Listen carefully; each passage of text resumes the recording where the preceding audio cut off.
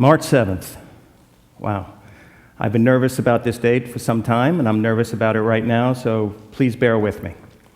We all have dates that are significant in our life, dates that we'd never forget.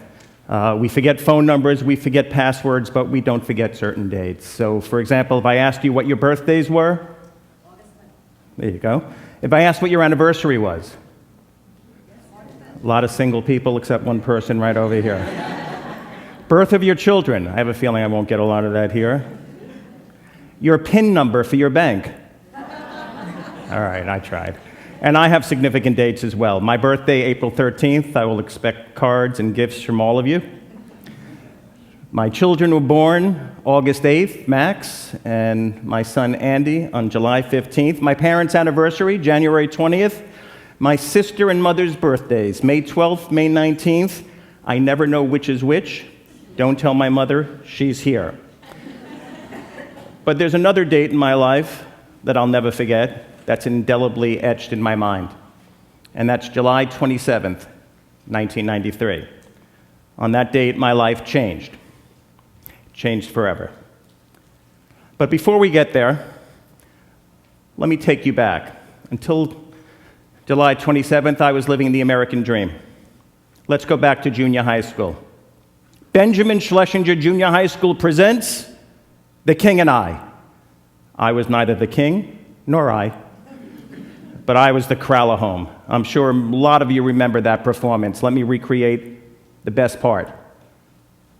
You have destroyed him. You have destroyed King. That was it.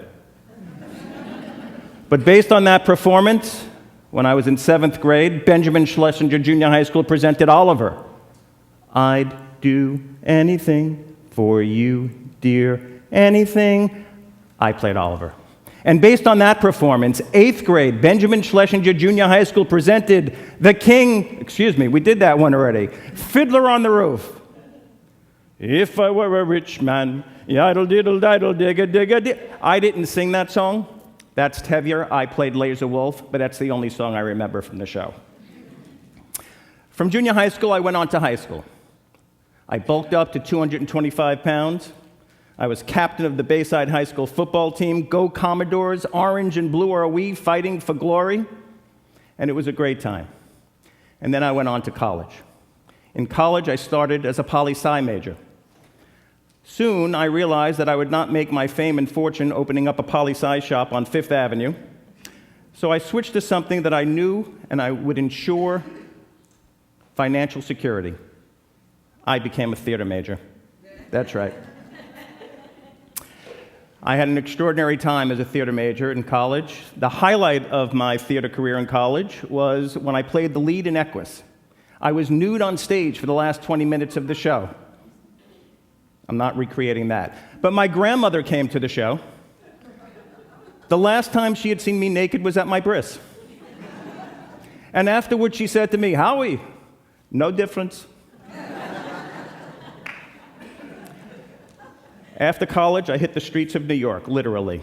I was a street mime in the theater district. Yes, I was that annoying guy in front of the theaters pretending to be in a box.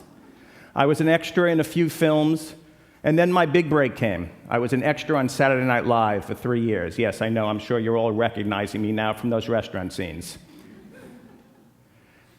I auditioned for and got accepted into Ringling Brothers, and then I had a choice to make. Was I going to spend the rest of my life with my thighs smelling like elephant and living on a train, or would I do something else? And I went on to law school. Law school went well for me. I graduated first in my class. I got a job at a big New York City law firm, and I ran 4 marathons in the mix.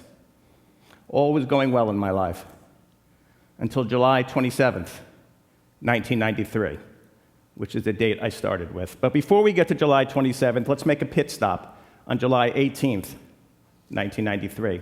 It was on that date that I had in my calendar to call my doctor to get the results of a routine checkup I had gone for. I called him up and he said to me, this test was great, that test was great, nothing to worry about. By the way, you had an abnormal EKG. Don't be concerned. We often get false positives. It's not as if you've been having chest pains. Well, over the prior 2 weeks, I had been harboring a secret. Every time I ran, I had been having gripping chest pains, each day getting worse and worse. But being 35 years old, having just run a marathon a couple of months before, the last thing I thought was that it was a problem. It was indigestion, it was gas, it was anything other than, well, within an hour I was at the doctor's office on a stress test. I was on the treadmill, 30 seconds on that treadmill, he pulled me off and he said to me, "We have to talk." I sat down in his office. He said to me, "You have heart disease. You have heart disease." Those are sobering words to hear at 35 years old. A few days later, my body fully shaved, the first Brazilian of my life. I had a quadruple bypass. It was painful. My chest was cracked open from top to bottom. They rip open your legs to take the veins out from which they make the arteries for your heart. I spent about 7 weeks at home recovering. It was me, my little buddy Max, my son. It was the summer of the Lyle and Eric Menendez trial, and my bottle of Percocet. Oh, it was quite a summer. I finally got back on my feet, and I got back to work, and all was good in my life again, until August 9th, 2003. I had given up marathon running. You see, I decided that that was God's way of telling me I was never going to win that damn race, and I'd become a spinner. I was an avid spinner. I would take 2 classes a day. I would sit on that bike and sprint for 90 minutes. It was like dancing on a bike. Well, on August 9th, 2003, while dancing on a spinning bike in East Hampton, I had a massive heart attack. I lay on the floor of that spinning studio, trying to gasp for air, tears running down my face, waiting for the ambulance. And all I can think was, will I ever see my 2 boys again? They put me on a helicopter on 22 units of morphine, and I don't know if it was the morphine or my fear talking, but I asked the pilot if he would hum the theme song from MASH. And we arrived back at Stony Brook University, and the irony is, Stony Brook is the college I had graduated from 2 decades earlier, and I hadn't been back since then. And I was arriving back in Stony Brook as high as I was when I left. But I recovered. I went back to work. All was good. I was back to doing what I loved, keeping the streets of corporate America safe for the children. One of the most compelling professional experiences of my life happened after that. I had the privilege, along with 30 of my colleagues, to represent the victims of Hurricane Katrina in a federal class action against the United States government. It was my privilege to lead that group. You may remember that the government had evacuated hundreds of thousands of people from the Gulf Coast and put them up in hotels all throughout the country. And then just around Christmas, the government unilaterally decided to toss them out of those hotels. Merry Christmas, victims. And we fought for them. And I stood in a little courtroom in Houma, Louisiana, packed with victims and the media.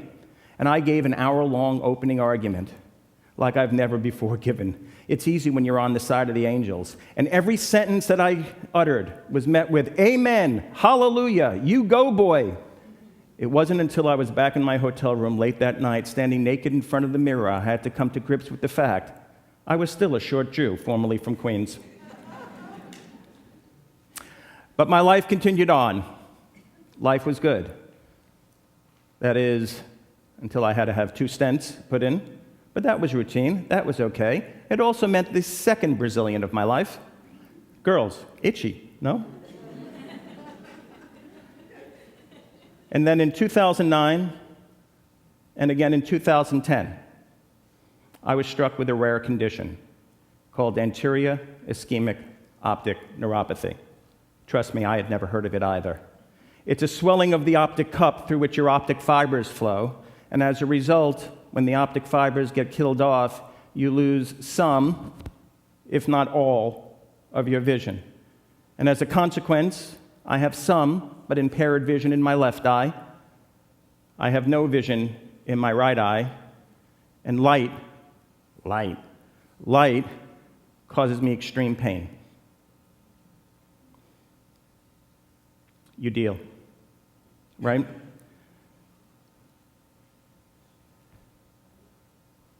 You make choices in life. It would be so easy to feel sorry for myself when things like this happen, but I chose not to. Besides, being visually impaired has its advantages, let me tell you. First, you people have never looked better. Secondly, I took up skydiving, and being visually impaired has its advantages when you're skydiving. Let me show you, if this works. This is me skydiving from 13,000 feet. Happy as can be, stupid as shit. I can't see.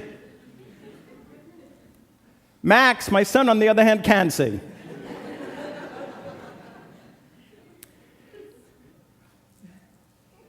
It's easy to feel sorry for yourself in situations like this. My doctor told me something after my bypass that I'll never forget. He actually told me two things. First, he said, you can't have sex until you get up a flight of stairs.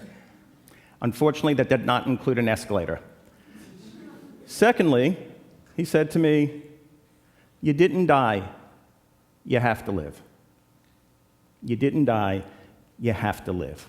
It's so easy to throw yourself a pity party, feel sorry for yourself. But let me tell you something about throwing yourself a pity party. If you throw one for yourself, all your friends will show up, and they'll stay for a while, because that's what friends do. And then they'll leave, and you're left feeling sorry for yourself. And if you go through life with your head up your ass, what you come out of it with is smelly hair. So you get off your ass, you fight through it. This is your life. You're going to live it with all the gusto you can. I'm not going to let any of these unfortunate setbacks set me back, nor should you. You didn't die. You have to live. A few years ago, I took my son Max on a buddy trip to India. It was 120 degrees every day there. And one day I happened to take this picture. It's a picture of a man, a very poor man, buying a handful of water. He used the change he was able to beg for and find on the street to buy a handful of water to escape the searing heat. This picture sits on my desk, and I look at it every day to remind me how lucky I am. Not because I'm luckier than this man here, but because of the tens of millions of people in the world, if not more, who wish they were this man, who wish they could buy that handful of water. Perspective. You didn't die. You have to live. We didn't die. We have to live. I don't know what life has in store for me. I don't know what setbacks might be next, but I can tell you this. Whatever it is, I will continue to live life with all the gusto I can, because I didn't die. I have to live. And one song I did sing in Fiddler is appropriate here. To life, l'chaim. Thank you.